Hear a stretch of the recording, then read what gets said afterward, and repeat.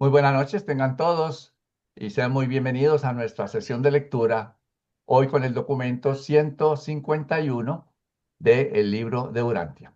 Antes de iniciar, entonces coloquemos esta actividad en presencia de nuestro Padre.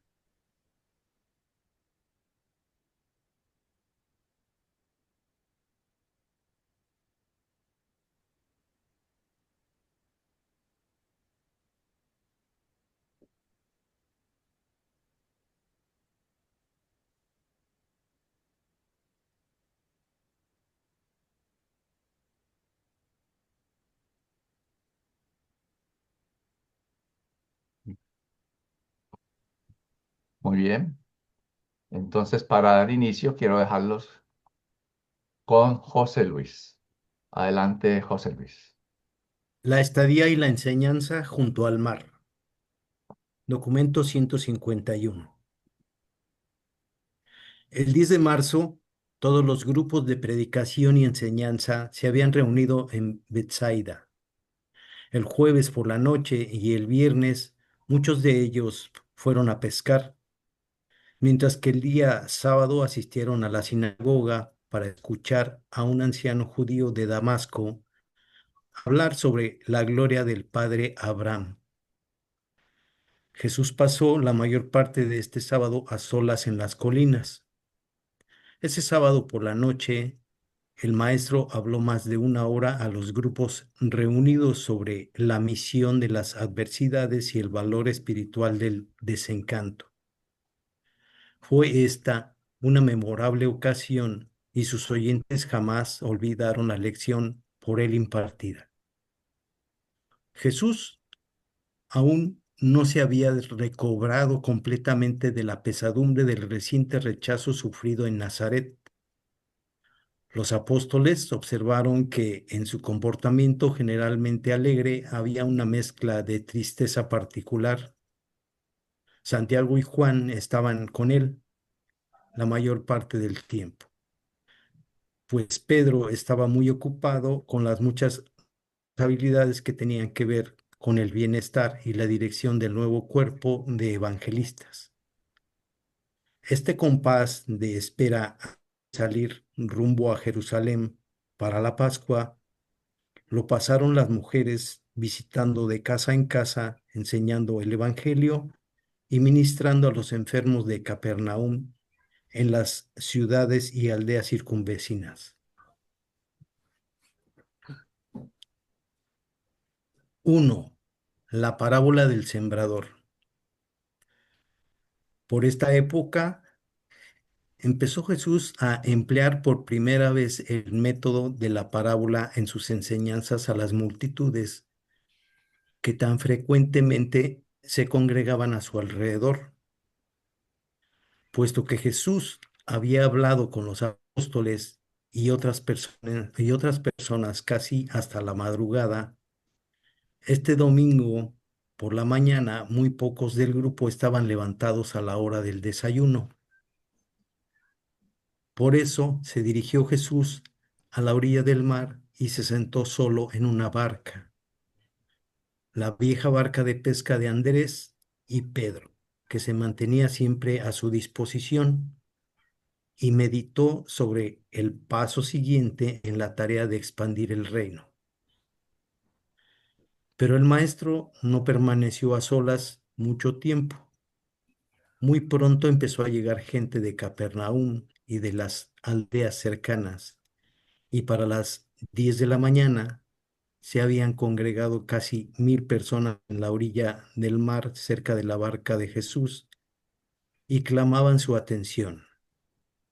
Pedro ya se había levantado y, dirigiéndose a la barca, dijo a Jesús: Maestro, ¿debo hablarles?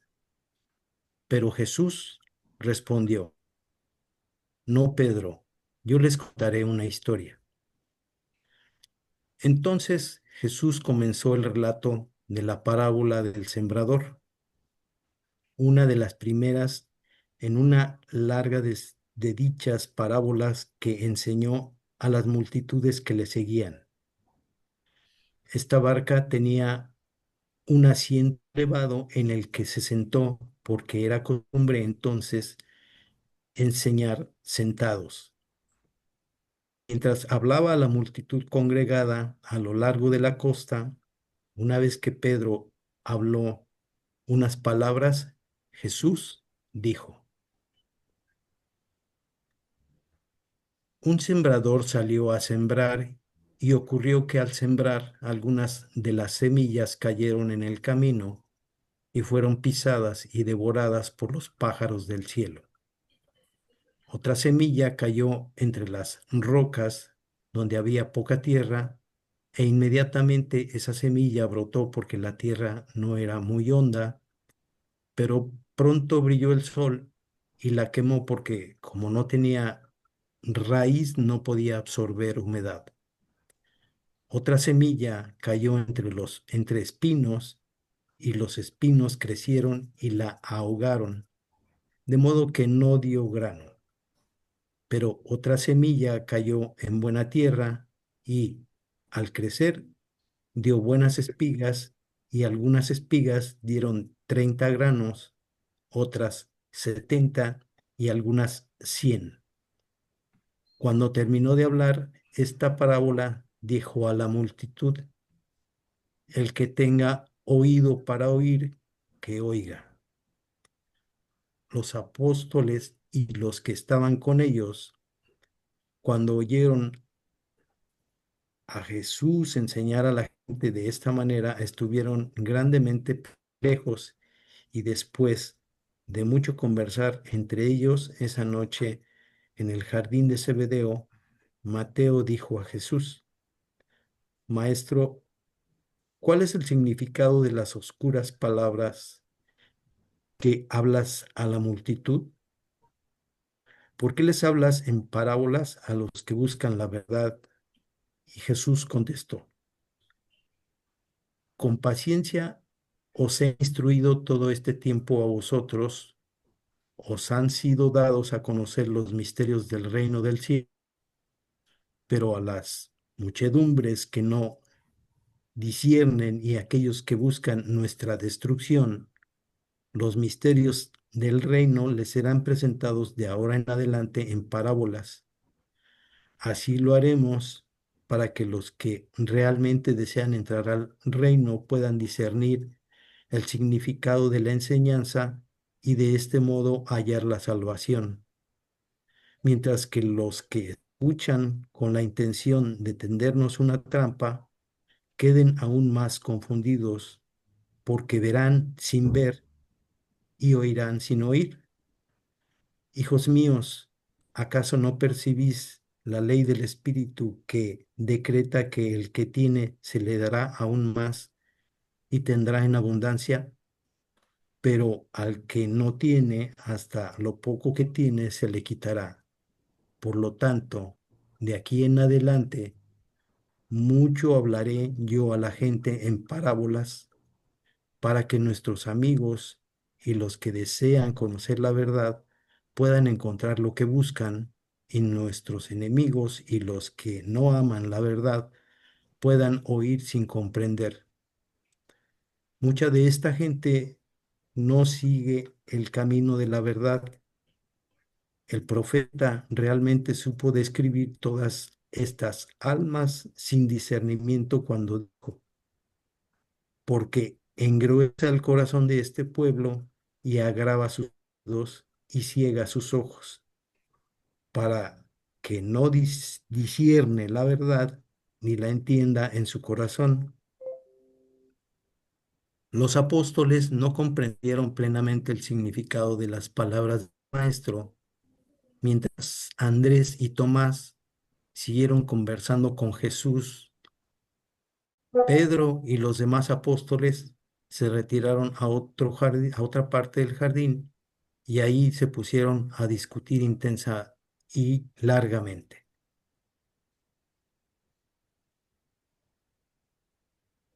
Si alguien quiere hacer una aportación, algún comentario, ese es el principio del documento. Adelante, por favor.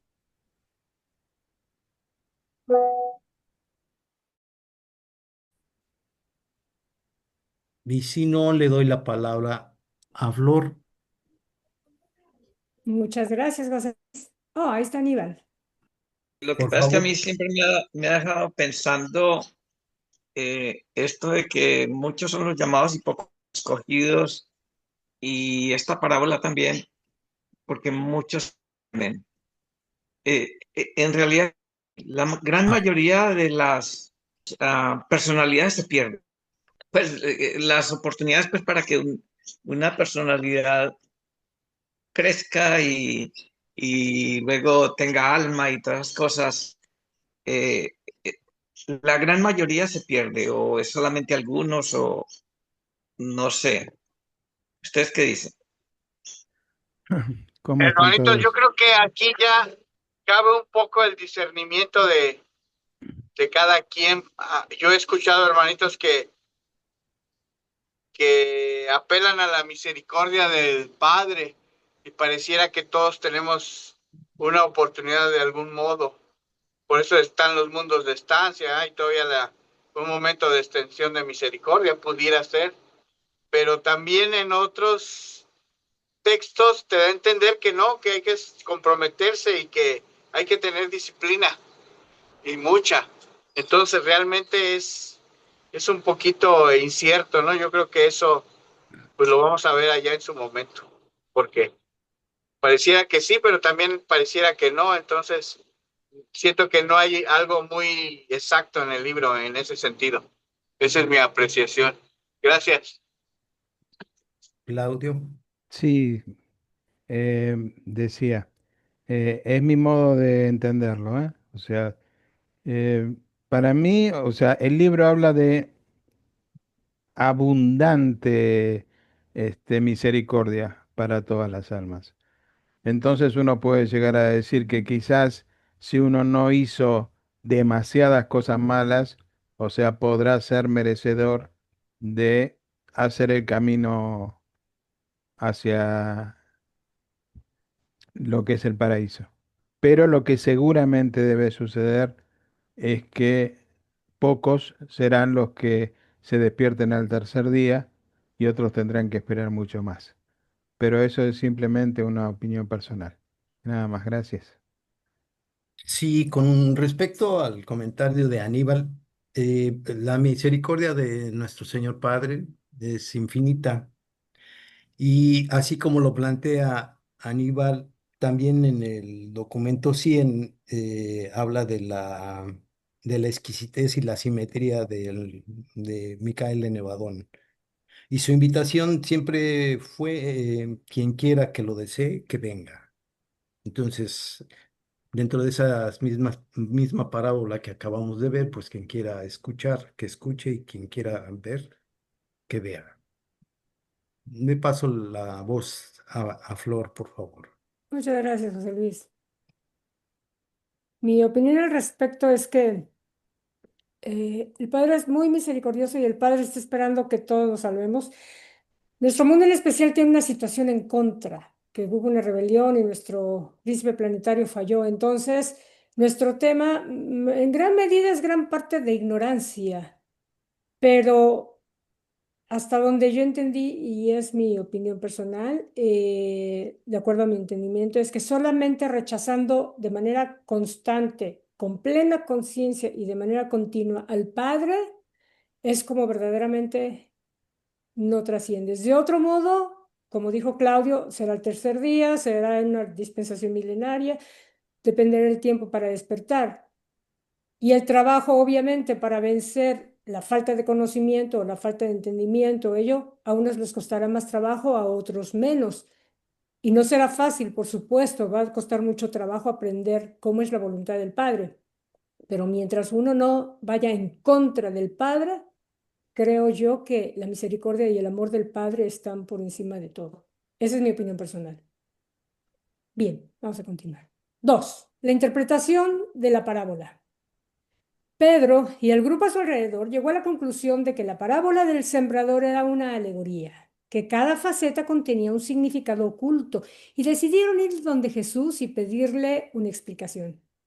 Por lo tanto, Pedro se acercó al maestro diciendo, no podemos penetrar el significado de esta parábola y deseamos que nos la expliques, puesto que dices que se nos da para conocer los misterios del reino. Al oír estas palabras, Jesús le dijo a Pedro, Hijo mío, nada deseo ocultarte, pero primero, ¿por qué no me dices qué estuvisteis discutiendo? ¿Cuál es tu interpretación de la parábola? Después de un momento de silencio, Pedro dijo, Maestro, mucho hemos conversado sobre esta parábola y esta es la interpretación a la que yo llegué. El sembrador es el predicador del Evangelio. La semilla es la palabra de Dios. La semilla que cae al camino representa los que no comprenden las enseñanzas del Evangelio. Los pájaros que devoran la semilla que cayó sobre la tierra endurecida representan a Satanás o al diablo que roba lo que ha sido sembrado en el corazón de estos seres ignorantes. La semilla que cayó sobre las rocas y que creció tan prontamente representa a esas personas superficiales y no reflexivas que, al escuchar la buena nueva, reciben el mensaje con regocijo. Pero como la verdad no echa raíces verdaderas en su comprensión más profunda, su devoción dura poco cuando se enfrentan con las tribulaciones y las persecuciones. Al encontrar los obstáculos, estos creyentes tropiezan, se desvían por la tentación. La semilla que cayó sobre los espinos representa a los que oyen la palabra con mucha voluntad, pero permiten que los cuidados mundanos y el engaño de las riquezas ahoguen la palabra de la verdad, de modo que no da frutos. Pero la semilla que cayó en buena tierra y creció dando espigas de 30, 60 y 100 granos representa a los que, cuando oyen la verdad, la reciben en varios grados de apreciación, dependiendo de sus diversas dotes intelectuales, y así manifiestan estos distintos grados de experiencia religiosa. Jesús, después de escuchar la interpretación de Pedro de la parábola, preguntó a los demás apóstoles si no tenían también alguna sugerencia. Solo Natanael respondió a esta invitación. Él dijo, Maestro, aunque reconozco las buenas cosas de la interpretación de Simón Pedro de esta parábola, no estoy en pleno acuerdo con él. Mi idea de esta parábola sería, la semilla representa el evangelio del reino, mientras que el sembrador representa los mensajeros del reino. La semilla que cayó en el camino sobre tierra endurecida representa a los que poco saben del evangelio, a los que son indiferentes al mensaje y a los de corazón endurecido. Los pájaros del cielo que devoran la semilla que cayó en el camino representan las propias costumbres de la vida, la tentación del mal y los deseos de la carne. La semilla que cayó en las rocas representa esas almas emocionales que reciben la nueva enseñanza rápidamente y con igual rapidez abandonan la verdad cuando se enfrentan con las dificultades y realidades de vivir a la altura de esta verdad. Les falta percepción espiritual. La semilla que cayó entre los espinos representa a los que son atraídos por las verdades del Evangelio. Tienen la intención de seguir sus enseñanzas, pero el orgullo de vida, los celos, la envidia y las ansiedades de la existencia humana se lo impiden. La semilla que cayó en buena tierra, brotando hasta dar algunas espigas 30, otras 60 y otros 100 granos, representa los distintos niveles naturales de capacidad para comprender la verdad y responder a las enseñanzas espirituales según las diversas dotes de iluminación espiritual de los hombres y mujeres. Cuando Natanael terminó de hablar, los apóstoles y sus asociados entraron en una discusión seria y un debate sincero, sosteniendo algunos la exactitud de la interpretación de Pedro, mientras que prácticamente el mismo número defendía la explicación de Natanael de la parábola. Mientras tanto, Pedro y Natanael se habían retirado a la casa, esforzándose vigorosa y decididamente el uno para convencer al otro de que cambiara de opinión. El maestro dejó que esta confusión alcanzara su punto de expresión más intensa. Luego golpeó las manos y los llamó a que se acercaran. Cuando todos ellos estuvieron nuevamente reunidos a su alrededor, dijo, antes de que os hable sobre esta parábola, ¿tiene alguno entre vosotros algo más que decir? Después de un momento de silencio, Tomás habló. Sí, maestro, deseo decir unas pocas palabras. Recuerdo que tú cierta vez nos dijiste que nos cuidáramos de esto mismo. Nos instruiste que, al usar ilustraciones en nuestra predicación, debemos emplear historias verdaderas y no fábulas, y que debemos seleccionar la historia que mejor se adapte a a la ilustración de una verdad central y vital que deseemos enseñar a la gente, y que, después de usar así dicha historia, no hemos de interpretar la aplicación espiritual de todos los detalles menores relativos al relato mismo. Sostengo que tanto Pedro como Natanael se equivocan en su intento de interpretar la parábola. Admiro la habilidad de ellos para hacer tales cosas, pero estoy igualmente seguro de que el intento de forzar una parábola natural a que arroje analogías espirituales en todos sus aspectos tan solo puede dar como resultado la confusión y una interpretación gravemente errónea del verdadero propósito de dicha parábola. El que yo tenga razón está plenamente comprobado por el hecho de que, aunque hace una hora nosotros estábamos todos de acuerdo, ahora estamos divididos en dos grupos separados que mantienen opiniones diferentes sobre esta parábola y sostienen dichas opiniones con tanta intensidad como para interferir, en mi opinión, con nuestra habilidad para aprender plenamente la gran verdad que tú tenías en mente cuando presentaste esta parábola a la muchedumbre y posteriormente cuando nos pediste que comentáramos sobre ella. Las palabras que habló Tomás tuvieron un efecto tranquilizante sobre todos ellos. Les hizo recordar lo que Jesús les había enseñado en ocasiones anteriores, y antes de que Jesús comenzara nuevamente a hablar, Andrés se puso de pie diciendo: Estoy persuadido de que Tomás tiene razón y me gustaría que él nos dijera qué significado le adjudica a la parábola del sembrador. Al indicar Jesús con un gesto a Tomás que hablara, él dijo: Hermanos míos, no querría prolongar esta discusión, pero si lo deseáis, diré lo que pienso, y es que esta parábola fue dicha para enseñarnos una gran verdad. Esa verdad es que nuestra enseñanza del Evangelio del Reino, independientemente de que nosotros ejecutemos nuestra comisión divina, fiel y eficientemente, encontrará grados variados de éxito, y que todas estas diferencias en los resultados se deben directamente a las condiciones inherentes a las circunstancias de nuestro ministerio, condiciones sobre las cuales prácticamente no tenemos control. Cuando Tomás terminó de hablar, la mayoría de sus hermanos predicadores estaba a punto de estar de acuerdo con él. Hasta Pedro y Natanael se estaban acercando para conversar con él, cuando Jesús se puso de pie y dijo: Bien hecho, Tomás.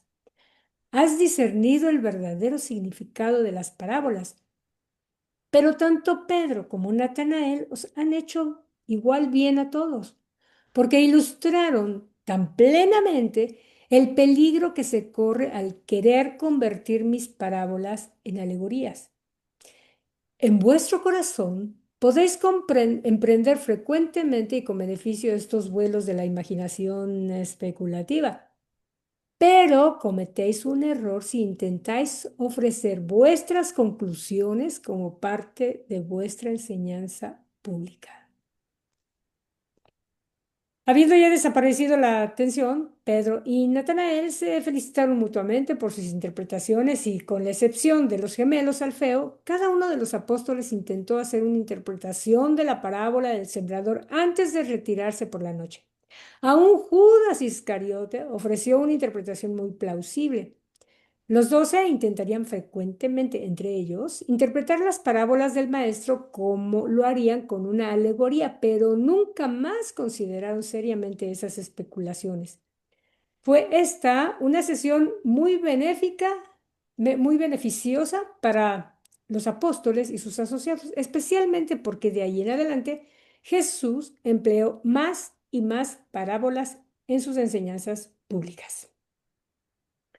Aquí termina este numeral, pero quiero repetir esto. Lo que dice aquí: Pero cometéis un error si intentáis ofrecer vuestras conclusiones como parte de vuestra enseñanza pública. Y yo les pregunto, y yo me pregunto, nos preguntamos, ¿cuántas veces nosotros, lectores, estudiantes del libro de Urantia, cuando estamos compartiendo el libro de Urantia con otros, hacemos más o menos algo así parecido?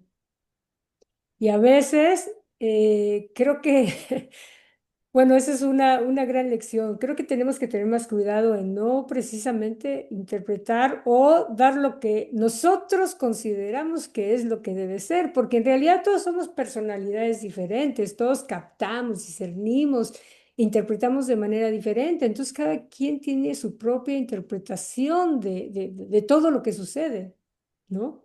Es interesante eso, o sea, un pequeño jaloncito de orejas para que no nos pase de vez en cuando a los que nos sucede seguido.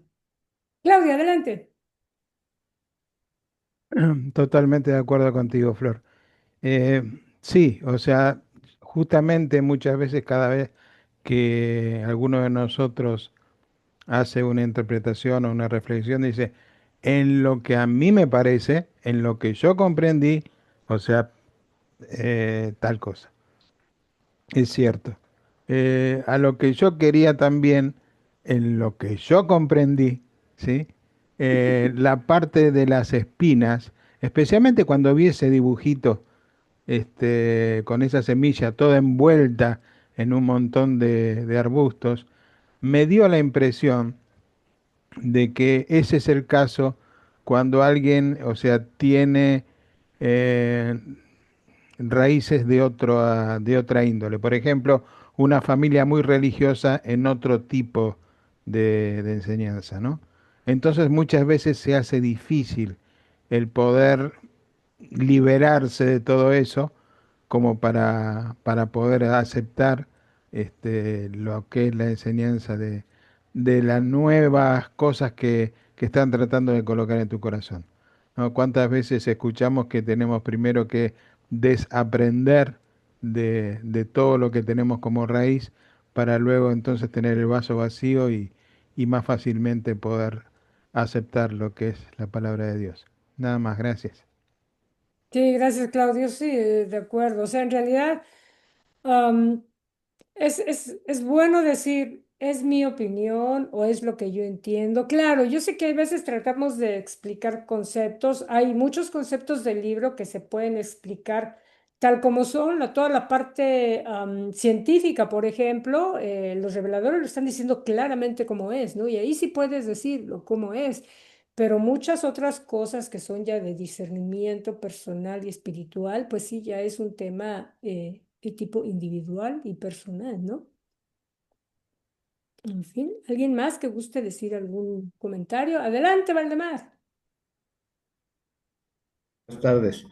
Sí, imagínense ustedes, Jesús dijo esta parábola, eran como, dice ahí que son como 1000 personas, imagínense cuántas interpretaciones Mm, pudo haber hecho ahí. Y otro detalle que nos han acostumbrado en las religiones tradicionales, que alguien nos tiene que explicar e interpretar las escrituras, o sea, muchos pastores, sacerdotes, etcétera, que son profesionales aparentemente de la religión. Entonces, a veces cuando uno no está de acuerdo, también como que se molestan o debe de ser su opinión la que prevalezca. Aquí Jesús nos está dando un ejemplo muy bueno porque les dice a ustedes a ver qué piensan y después al final dice, cada uno de ellos hizo su interpretación. Imagínense también algunos de los discípulos que estaban ahí, pues lógicamente hicieron interpretaciones diferentes y a veces compartirlas y como dicen ustedes, es mi opinión y llegar a acuerdos porque esa es la libertad que daba Jesús, que no se considerara la opinión de una sola persona como la, la verdad, la única o la verdadera, como muchas veces se dice ahora que la palabra de Dios, ¿no? Y ya, y todos nos acostumbramos, pero pues la cosa es que así nos acostumbraron, ¿no? A flojearle un poquito de no meterle nosotros algo de nuestra parte, pero bueno, estamos aprendiendo del maestro que todos tenemos derecho a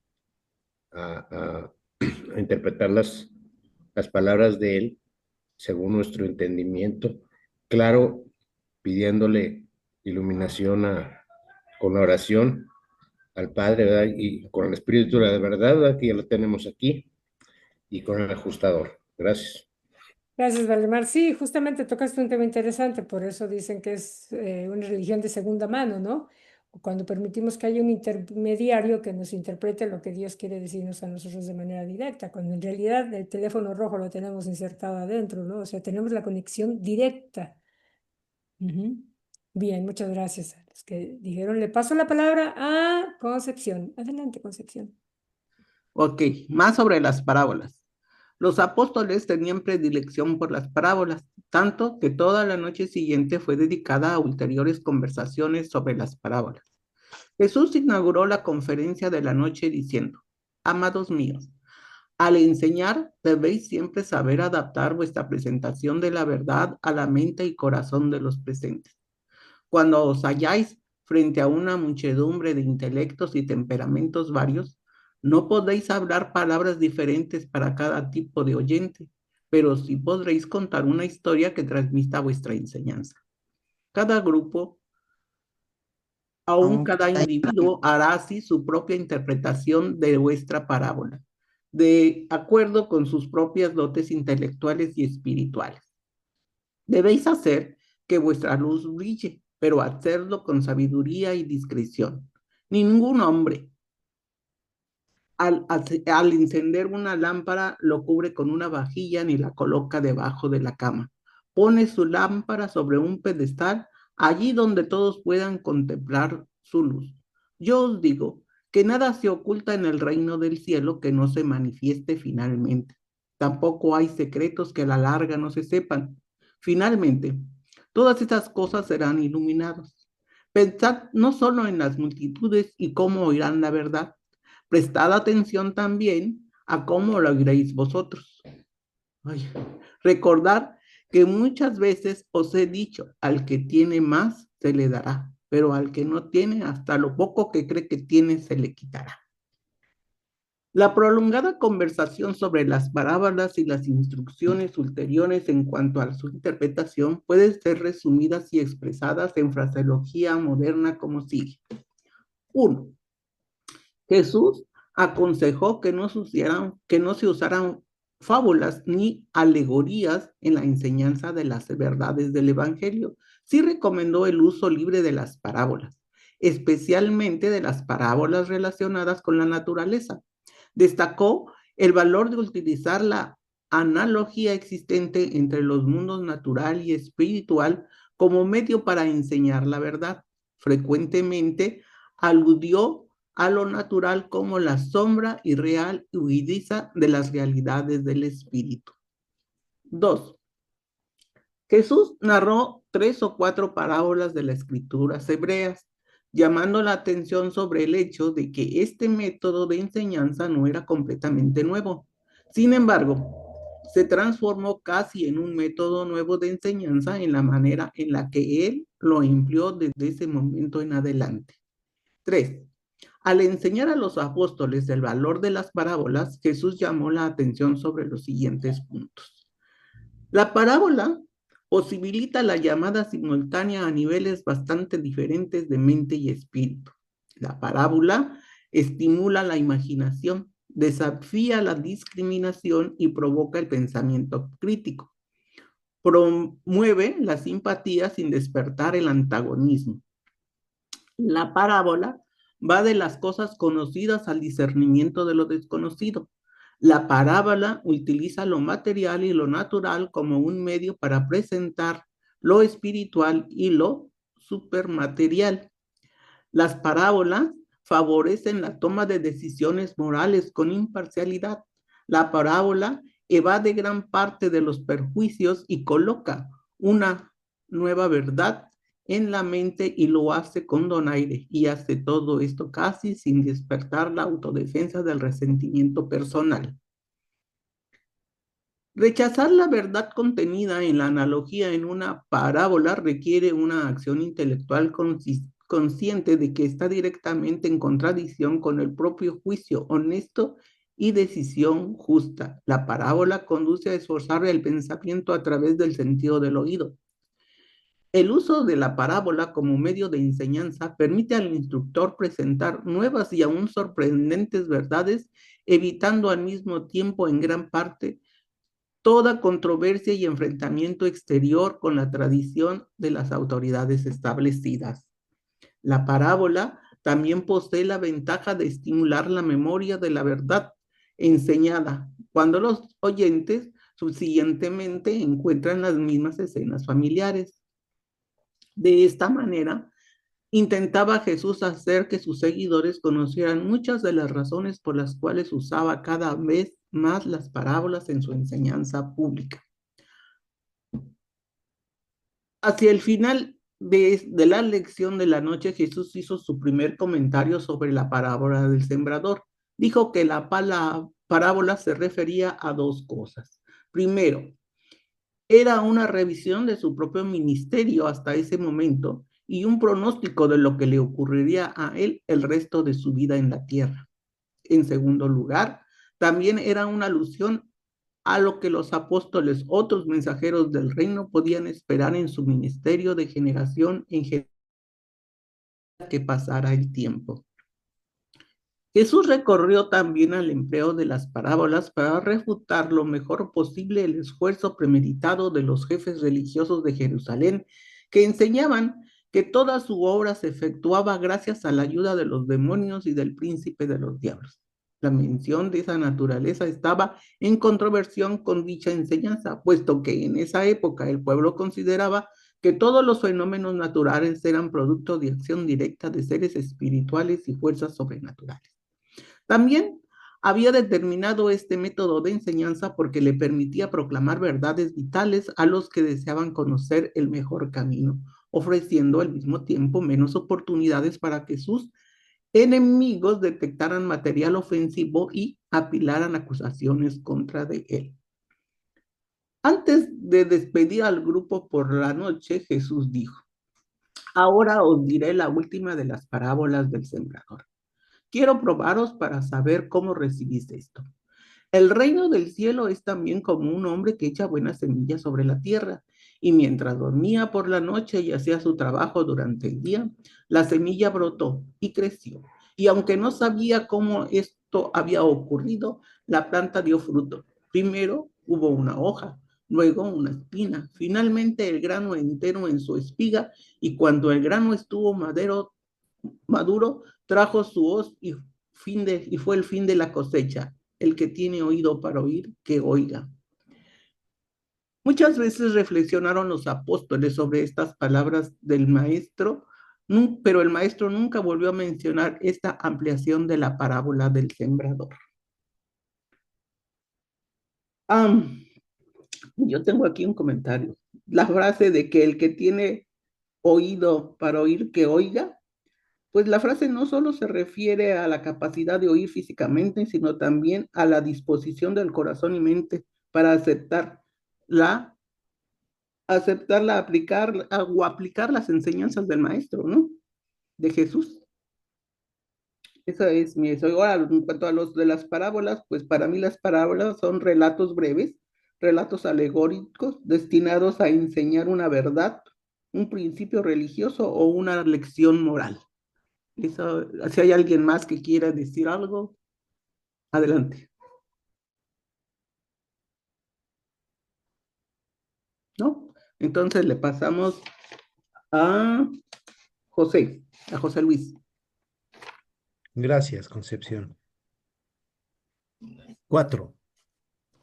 Más parábolas junto al mar. Al día siguiente Jesús nuevamente enseñó a la gente desde la barca, diciendo: el reino del cielo es como un hombre que ha sembrado buena semilla en su campo. Pero mientras dormía, vino su enemigo y sembró malas hierbas en medio del trigo y huyó. Cuando el trigo creció y se formó la espiga, apareció también la mala hierba. Entonces los siervos de la casa fueron a decirle al amo: Señor, Si la semilla que sembraste en el campo era buena, ¿de dónde ha salido la mala hierba? El amo les respondió, algún enemigo lo ha hecho. Entonces los siervos le preguntaron, ¿quieres que vayamos a arrancar la mala hierba? Pero él les dijo, no, porque al arrancar la mala hierba podéis arrancar también el trigo. Lo mejor es dejarlos que crezcan juntos hasta la cosecha. Entonces mandaré que los que han de recogerla aparten primero la mala hierba y la aten en manojos para quemarla, y que después guarden el trigo en mi granero. Después de algunas preguntas de la multitud, Jesús dijo otra parábola. El reino del cielo es como una semilla de mostaza que un hombre sembró en su campo.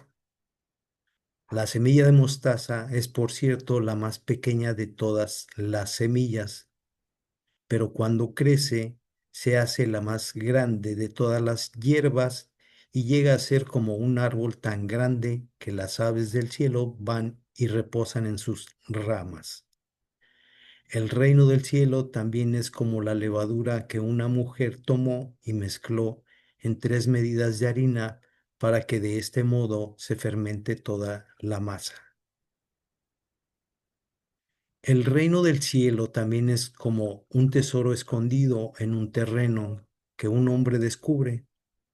En su regocijo va y vende todo lo que tiene para así poder comprar ese terreno. El reino del cielo es también como un comerciante que anda buscando perlas finas y habiendo encontrado una perla de gran valor, va y vende todo lo que tiene para poder comprar esa perla extraordinaria. También el reino del cielo es como una red que se echa al mar y recoge toda clase de peces. Cuando la red se llena, los pescadores la sacan a la playa y allí se sientan a escoger el pescado. Guardan los buenos en vasijas y arrojan los malos. De hecho, a partir de esta época, rara vez empleó Jesús otro método para enseñar a las masas. Después de hablar a las audiencias públicas en parábolas, durante las clases vespertinas, explicaba más plena y explícitamente sus enseñanzas a los apóstoles y a los evangelistas.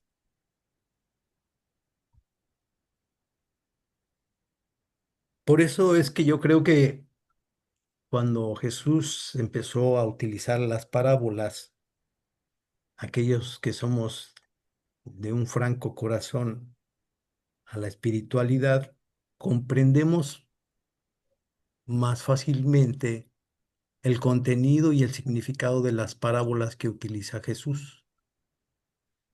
Porque tanto fariseos o como saduceos o todos los enemigos de Jesús, al estar ensimismados por acabar con Jesús, por su forma de crear,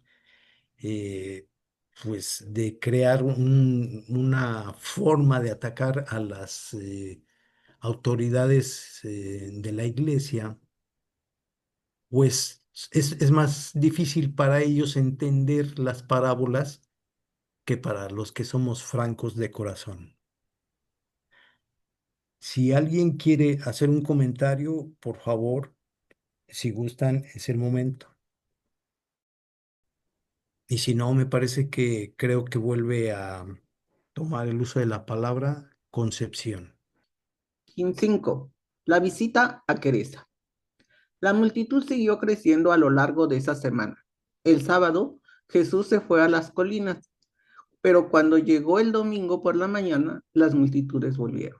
Jesús les habló por la tarde temprano después de la predicación de Pedro.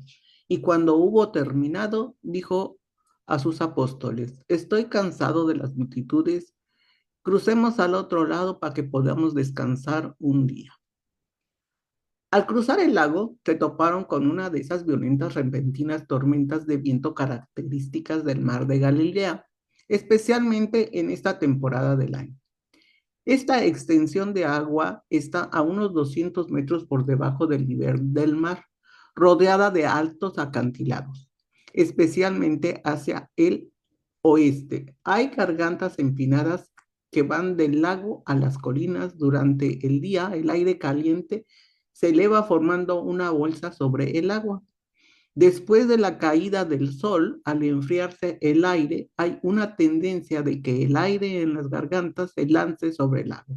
Estas oleadas se producen de golpe y a veces también se desvanecen en forma igualmente repentina. Así pues, uno de estos ventarrones vespertinos alcanzó la barca que llevaba a Jesús al otro lado del lago durante la tarde del domingo.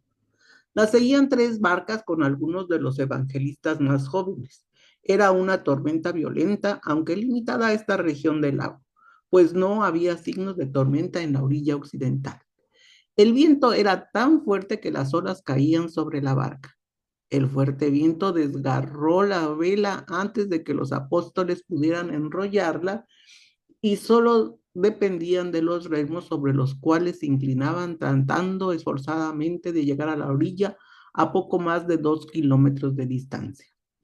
Mientras tanto, Jesús permanecía dormido en la popa, bajo un pequeño cobertizo. El maestro estaba cansado cuando partieron de Bethsaida y, para poder descansar un poco, les había ordenado que levantaran vela para cruzar al otro lado del lago. Estos antiguos pescadores remaban con fuerza y eran expertos, pero esta era una de las peores tormentas de viento que jamás habían encontrado. Aunque el viento y las olas sacudían la barca como si fuera un barquito de juguete, Jesús seguía durmiendo sin molestarse.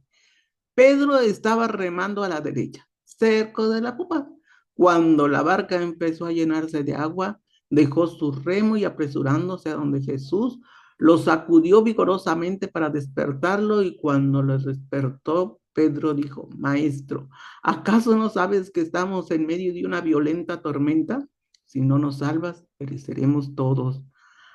Al salir Jesús en medio de la lluvia, miró primero a Pedro, luego escudriñó entre las tinieblas a los que remaban con esfuerzo, y nuevamente volviendo la mirada a Simón Pedro, quien en su agitación no había retornado aún a su remo, dijo: ¿Por qué tenéis tanto miedo todos vosotros?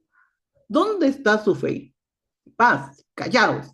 Apenas si acababa Jesús de pronunciar este reproche a Pedro y a los demás apóstoles, apenas si había alcanzado a ordenar a Pedro que se calmara, que aquietara su alma atribulada, cuando la atmósfera tormentosa, habiendo alcanzado su equilibrio, se calmó de pronto. Las olas ariadas casi inmediatamente se serenaron. Los oscuros nubarrones, habiéndose derretido en una lluvia, se desvanecieron y brillaron las estrellas en el cielo. Según podemos juzgar, esto ocurrió por pura coincidencia. Pero los apóstoles, particularmente Simón Pedro, nunca dejaron de considerar como un milagro de la naturaleza este episodio.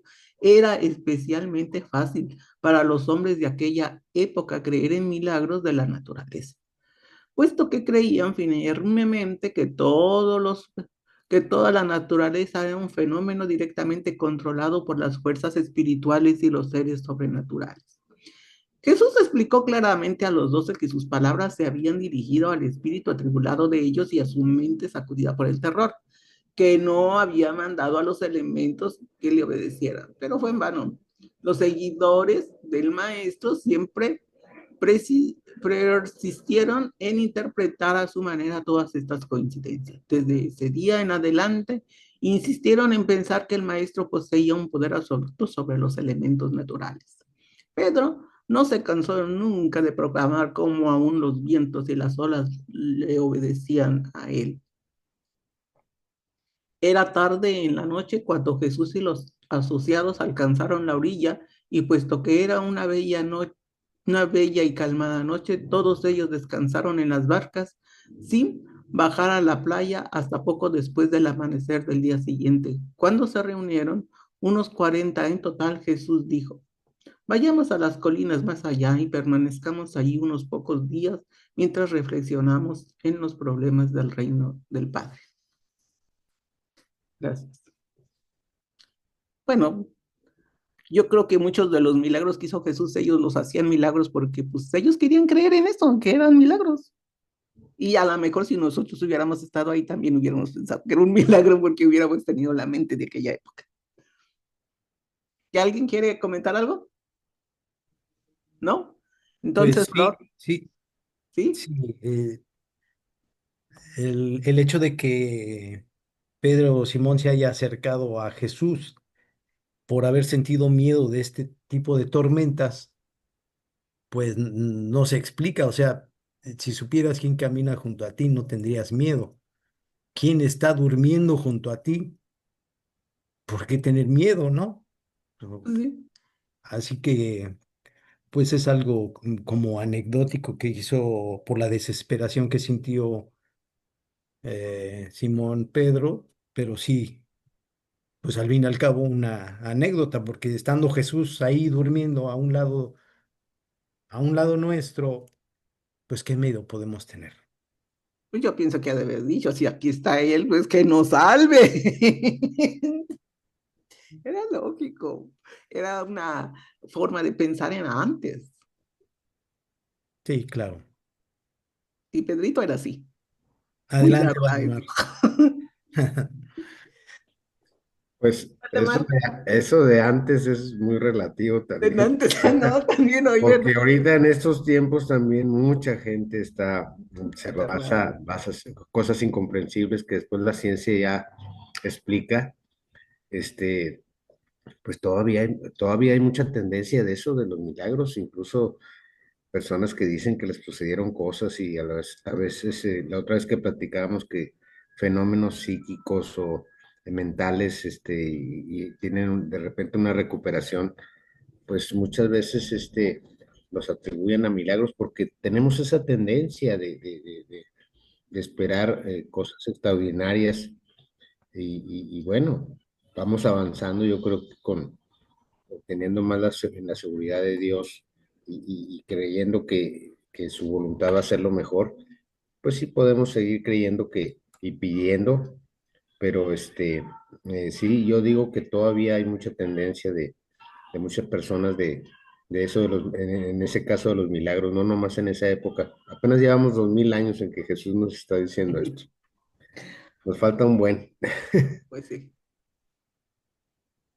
Gracias. Flor, su turno. Muchas gracias, Concepción. Sí, verdaderamente nos falta mucho. Hay cada historia alrededor que bueno. Bien, 6. El lunático de Queresa. Aunque la mayor parte de la cercana orilla oriental del lago estaba integrada por suaves pendientes que subían a las colinas que las rodeaban en este sitio en el que se encontraban, había una colina empinada que en algunos puntos bajaba abruptamente hasta el lago. Señalando la ladera de la colina cercana, Jesús dijo: trepemos esta ladera para desayunar allí y reposar y conversar en un refugio. Toda esta pendiente estaba llena de grutas forjadas en la roca. Muchos de estos nichos eran antiguos sepulcros. Aproximadamente a mitad de camino por la ladera, en una pequeña planicie, se encontraba el cementerio de la pequeña aldea de Queresa. Cuando Jesús y sus asociados pasaron junto a este cementerio, un lunático que vivía en estas cuevas de la ladera corrió a su encuentro. Este hombre demente era bien conocido en esas regiones, habiendo estado en una época atado con sogas y cadenas y confinado a una de las grutas. Hacía mucho tiempo que había roto sus cadenas y vagabundeaba a su antojo entre las tumbas y los sepulcros abandonados. Este hombre, cuyo nombre era Amós, estaba afligido por una forma periódica de locura. Había periodos considerablemente largos durante los cuales buscaba abrigo y se conducía relativamente bien entre sus semejantes. Durante uno de esos intervalos de lucidez, había ido a Bethsaida, donde había escuchado la predicación de Jesús y de los apóstoles, y en ese momento se había vuelto medio creyente en el Evangelio del Reino. Poco después, Pero poco después, una etapa tormentosa de su enfermedad reapareció y huyó a las tumbas, donde gemía, gritaba a voz en cuello y se conducía de un modo que aterrorizaba a todos los que al azar pasaban por ahí. Cuando Amos reconoció a Jesús, cayó a sus pies y exclamó: Yo te conozco, Jesús, pero estoy poseído por muchos demonios y te imploro que no me atormentes. Este hombre creía verdaderamente que su aflicción mental periódica se debía al hecho de que, en los momentos de crisis, los espíritus malignos o impuros entraban en él y dominaban su mente y su cuerpo. Pero su trastorno era nada más que nada de carácter emocional. Su cerebro no estaba gravemente enfermo. Jesús, bajando la mirada al hombre agazapado como un animal a sus pies, se inclinó y tomándolo de la mano hizo que se pusiera de pie y le dijo: Amos, tú no estás poseído por ningún demonio. Ya has oído la buena nueva de que eres hijo de Dios. Te ordeno que salgas de este estado. Cuando Amós escuchó a Jesús hablar estas palabras, ocurrió tal transformación de su intelecto que inmediatamente se restableció su mente sana y el control normal de sus emociones. Ya para entonces se había congregado una muchedumbre considerable proveniente de la aldea cercana, y esta gente, además de un grupo de pastores de cerdos que venían de la meseta más arriba, se sorprendieron a ver al lunático sentado junto a Jesús y a sus seguidores, en posesión de su mente sana y conversando libremente con ellos. Mientras los pastores de cerdos se precipitaron a la aldea para comunicar la noticia de que el lunático había sido domado, los perros atacaron una pequeña manada de unos 30 cerdos que habían quedado sin atención y los empujaron hacia el precipicio de modo tal que la mayoría cayó al mar. Y este acontecimiento incidental, en relación con la presencia de Jesús y la curación supuestamente milagrosa del lunático, dio origen a la leyenda de que Jesús había curado a Amós echando de su ser a una legión de demonios, y que estos demonios se habían metido en una manada de cerdos, obligándolos a caer de cabeza por un precipicio hasta su muerte en el lago. Antes de que terminara ese día, este episodio fue transmitido a los 4 vientos por los pastores de cerdos, y la aldea entera lo creyó. Amós ciertamente creía en esta historia, pues bien había visto él a los cerdos caer de cabeza desbarrancándose por el precipicio momentos después de recobrar su lucidez, y siempre creyó que los cerdos se habían llevado a los mismos espíritus malos que durante tanto tiempo lo habían atormentado y afligido. Mucho tuvo esto que ver con el hecho de que su curación fue permanente. Es igualmente cierto que todos los apóstoles de Jesús, salvo Tomás, creyeron que el episodio de los cerdos estaba directamente relacionado con la curación de Amós. Jesús no consiguió el descanso que estaba buscando. La mayor parte de ese día estuvo asediado por los que vinieron en respuesta a la noticia de que Amós había sido curado y atraídos por la historia de que los demonios se habían escapado del lunático metiéndose en la manada de cerdos. Así pues, después de solo una noche de descanso, el martes por la mañana temprano, Jesús y sus amigos fueron despertados por una delegación de sus gentiles criadores de cerdos que venían a solicitarle que se fuera de la región. Les dijo el portavoz a Pedro y Andrés: Pescadores de Galilea, idos de aquí y llevaos a vuestro profeta. Sabemos que es un santo varón, pero los dioses de nuestro país no lo conocen y corremos el riesgo de perder muchos cerdos. Tenemos miedo de vosotros, por eso rogamos que os vayáis. Y cuando Jesús los oyó, le dijo a Andrés: Volvamos a nuestro lugar.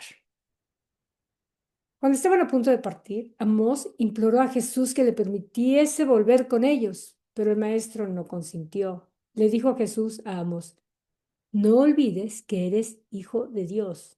Vuélvete con tu pueblo y muéstrales qué grandes cosas ha hecho Dios por ti. Amós anduvo contando a diestra y siniestra que Jesús había echado una legión de demonios de su alma atribulada y que estos malos espíritus se habían metido en una manada de cerdos arrastrándolos a una destrucción repentina, y no paró hasta no haber ido a todas las ciudades de la Decápolis declarando qué grandes cosas Jesús había hecho por él. Esta simpática lectura de esta vez fue por José Luis Flores, Concepción Aduna y una servidora, Flor Robles. Qué simpáticas son estas. Bueno, a mí me resultan simpáticas estas historias, ¿no? Conocerlas ahora. Ya sabemos que Jesús no echó ningunos demonios a los cerdos, pobres cerditos, sin tener vela en el entierro, desaparecieron del mapa. Bueno, ni modo, eso es lo que nos platican ahora.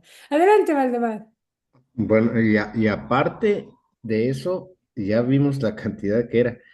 No recuerdo a alguien que me pueda ayudar en qué evangelio viene, pero dice una cantidad más grande, como 1000, algo así. El que escribió el evangelio, no sé si alguien tenga el dato.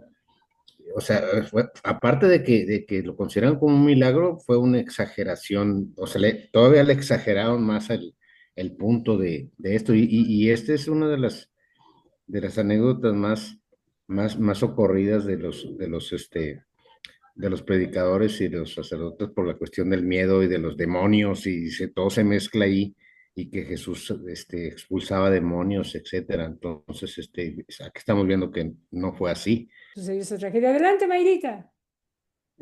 Dice en la Biblia que se menciona que unos 2000 cerdos se ahogaron en el mar después de que Jesús permitiera que los espíritus malignos entraran en ellos. Y se relata en los evangelios de Marcos, Mateo y Lucas. Bueno, y aquí vemos dos cosas diferentes. Una, el tema del número de los cerdos, ¿no? Y la otra, de acuerdo con lo que gracias, Mayrita, nos leíste, que fue Jesús el que echó los demonios, ¿no? Entonces ahí la revelación nos aclara dos hechos que, bueno, de aquí en adelante ya los tenemos como realmente nos dicen los reveladores que son. No había demonios, así de simple, no había demonios, era otro problema que tenía esta persona. Ujú. Ya, y los reveladores la aclaran. Gracias. Bueno, le paso la palabra a, si no hay más comentarios, a Carlitos. Gracias, Flor. Sí, interesante realmente este documento y habría mucho que estudiar allí porque cada una de esas parábolas da para hacer un estudio intensivo de cada una de ellas realmente. Aquí las hemos leído pues realmente así por encima. Y fíjense que, por ejemplo, aunque Jesús les explicó, yo no hice este milagro de reprender el viento y no, ellos seguían aferrados que sí, que sí. Y yo creo que a veces nos puede pasar a nosotros algo similar. Leemos en el libro Durantia la explicación y no, seguimos creyendo como siempre nos lo enseñaron y nos cuesta trabajo a veces soltar esas viejas enseñanzas o tradiciones. Así que entonces, con este pensamiento, pues los dejo y nos veremos el próximo jueves con la ayuda de Dios para seguir leyendo el documento 152. Que estén muy bien, feliz resto de día, feliz fin de semana y hasta pronto. Que estén bien, gracias, gracias. Dios Muchas les gracias bendiga a a todos. todos. Un fuerte abrazo.